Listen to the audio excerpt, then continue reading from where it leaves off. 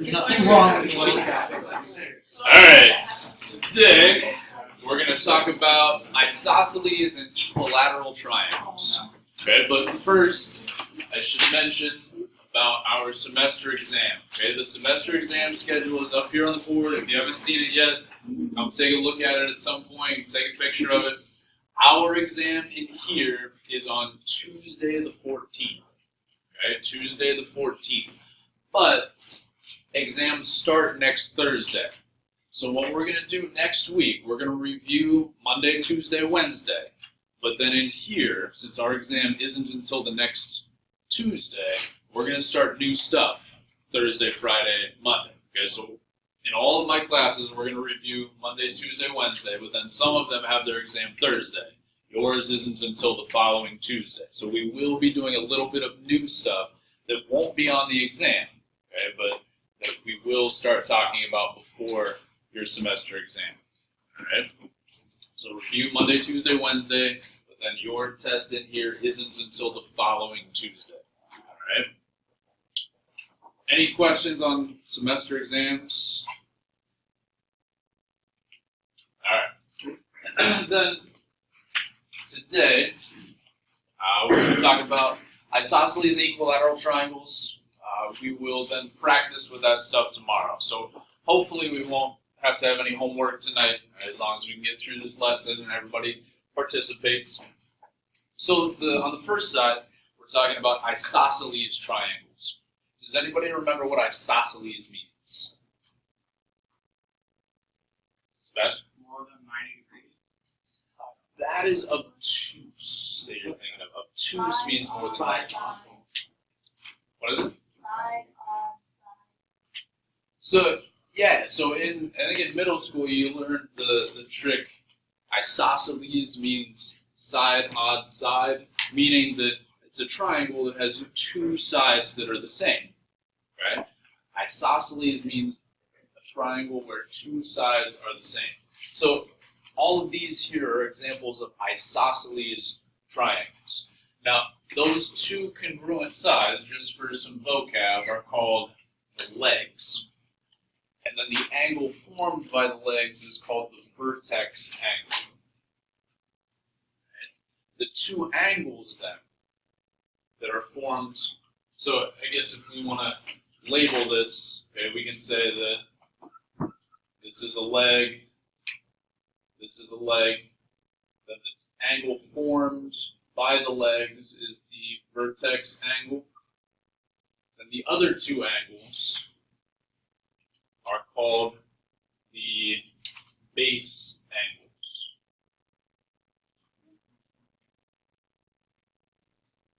Right, just to get some vocab in here. Now we've got two properties for isosceles triangles that are going to let us set up and solve some equations and solve for some missing pieces here. Ready? The first one, which is called the isosceles triangle theorem, just says if two sides of a triangle are congruent, then the angles opposite those sides are congruent. Okay? In other words, if we have two sides congruent, if we have an isosceles triangle, then the base angles are congruent. Okay? So in our isosceles triangle, if I know these two sides are congruent, then these two angles are congruent. The second property is just saying that in reverse. Okay? If I know that the base angles are congruent, then the sides opposite those angles are congruent. Okay? So let's look at these examples here to figure out exactly what those properties are saying. So in this first one, you're given these angle measures. Okay? I'm told that angle C here is 4x plus 5 degrees, and I'm told angle A is 5x minus 10 degrees. Well, what we're given is that BC is congruent to BA. So I know these sides are congruent, but I'm given these two angle measures. Okay? Well, using this property up here, this says if two sides are congruent, then the angles opposite them have to also be congruent. So the opposite angle from side BC would be angle A. The angle opposite side BA would be be angle C. So if I know these two sides are congruent, I can say these two angles are congruent. So to solve for x, I'm just setting these two expressions equal. So go ahead and solve that real quick.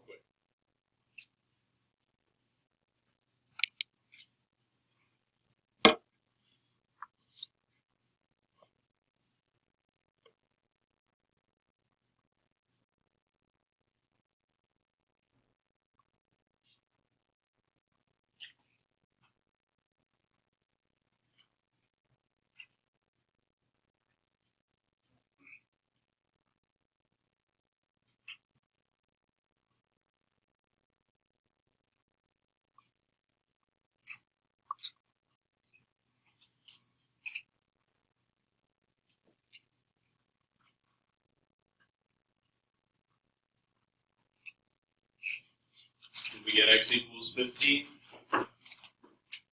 Is that my final answer? Yeah, just says find x, right? So that is my final answer. Right? Just make sure that you're reading what the question is asking you to do.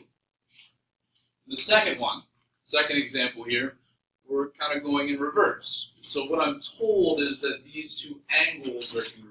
Remember, those arcs mean that those angles are congruent.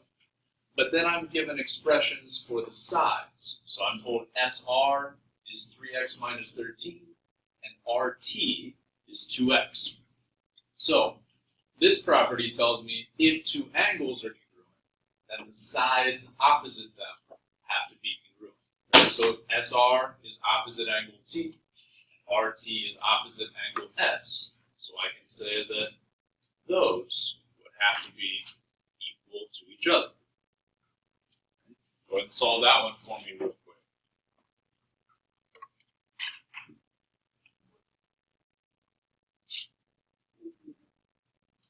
Well, we already have the numbers on one side, so bring the x's over to the other. So we will end up with some negatives that we have to work with here.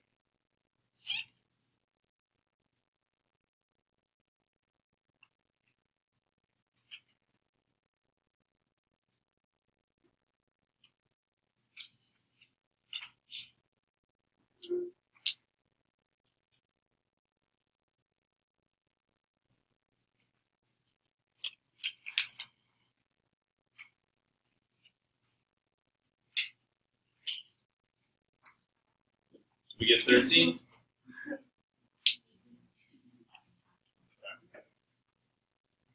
Questions on this idea so far? All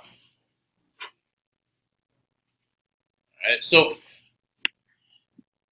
we've got 6 examples down here that we are going to take a look at. Now, not all of these examples are going to be solved exactly as we just solved them. Okay, we have to use the idea that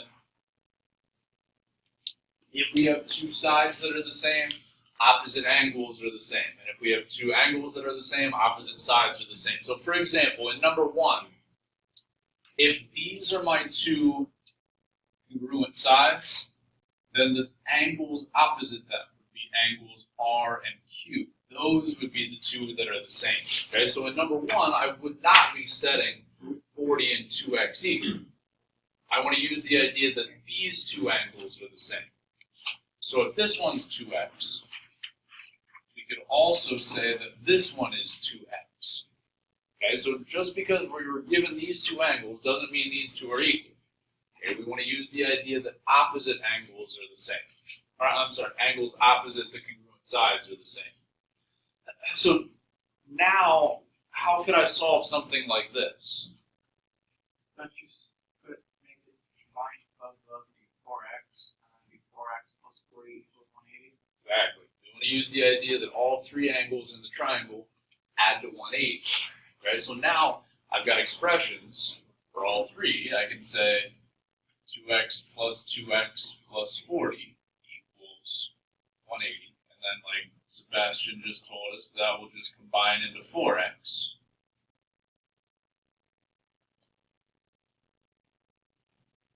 Then subtract the 40 over.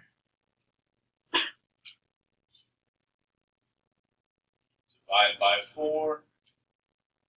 And we get x equals 35.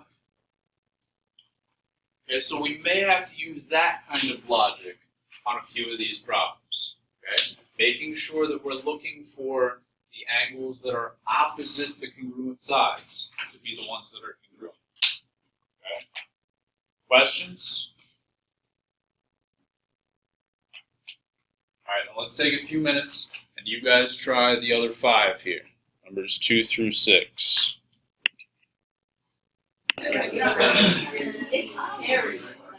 Alright, take a look at the answers up here. Okay, there isn't any work on the board, but these are the answers for each of these problems. Okay, so, are there any that we want to take a look at in any more detail? Definitely Number 4. 4. So on number 4, we are given that angle B is 2x, angle A is 6x plus 6, and then we're also given that AB and CB are congruent. Well, if I know that these two sides are congruent, that tells me that these two angles would have to be congruent.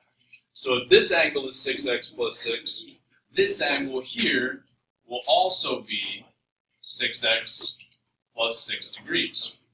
So then I have all 3 angles inside of my triangle accounted for. I can add all 3 of them together, which would be 2x plus 6x plus 6 plus 6x plus 6, and set that equal to 180. So combine my like terms. 2x, 6x, and 6x will be 14x, and then 6 and 6 is 12. Subtract the 12 over. 14x equals 168. Divide by 14. That gets me 12. Any other questions on these 6 here? 6. Number 6. So on this one, we know RT and ST are congruent. So that tells me that angles R and S would be the angles that are congruent. So if angle R is x degrees, angle S will also be x degrees. So then I can add all 3 of these angles together. X plus 3x. And that'll be 180. So x plus 3x is just 5x. Divide both sides by 5. 180 divided by 5 is 36.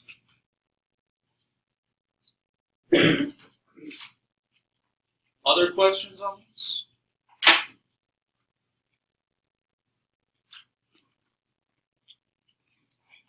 Alright, then let's flip over to the back and take a look at equilateral triangles.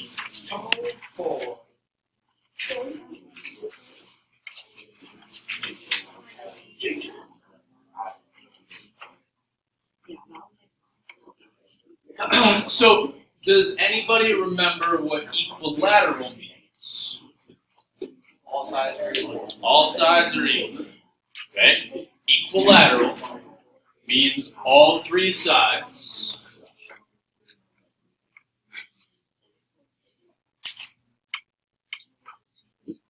equilateral means all 3 sides are the same. Now, if we know a triangle is equilateral, we have these 2, calling them corollaries, right? They're just kind of things that follow from the fact that we've already stated. If a triangle is equilateral, then it is also equiangular. What does that mean? All sides, All angles are the same, right? Equilateral means all sides are the same. Equiangular means all angles are the same. And then, if I know all angles are the same, well, that tells me that each of the angles would have to be 60 degrees. Okay? If we think about, if all the angles are the same, I could call each of them x degrees, right? But then I know all three of those would have to add to 180. So we could say x plus x equals 180. So 3x equals 180. Divide by 3, we'll get that each of the angles has to be 60 degrees. Okay, that is true in every equilateral triangle. All the angles are always the same, and they're always all 60 degrees. I know we have to know it's equilateral, but if we know it's equilateral, all the angles are 60 degrees, okay, and all the sides are the same. So we're going to skip the proof for now here. We're just going to jump down to the problems. So using those ideas, okay, one, we know all the angles are the same, and we also know all the angles would then be 60 degrees, and all the sides are the same. We can set up and solve some problems here. So, for example, in number 1, there's actually 2 different ways we could do this. We could say, well, since this is equilateral, I know all the angles will be the same. So if f is 6x, d and e are also 6x. So we could add all 3 of those together. Say 6x plus 6x plus 6x equals 180. So that would be 18x equals 180. Divide by 18, and we get x equals 10. But there's actually an easier way. We also said that each angle in an equilateral triangle is 60, right? So I could have just said 6x equals 60. I know each individual angle in an equilateral triangle is 60. So then all I would have to do is divide by 6 and get the same answer. Okay? So if you forget this, that each individual angle in an equilateral triangle is 60, you can definitely do it this way. But if you remember that each angle in an equilateral is 60 degrees, this could save you a little bit of work and a little bit of time. Okay? Questions?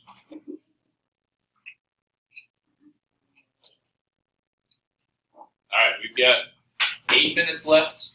Okay, as long as we are working on these final 5 problems here, the rest of class, then we're not going to have homework tonight. Okay, we'll just do a little more practice with this stuff tomorrow. So take these final 8 minutes, work on these 5 problems here. Did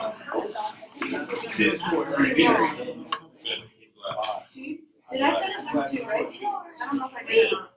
Yeah, we said, Are we gonna do it? Look, if they're all the same. So, you know that the side limits are So, should I go this way?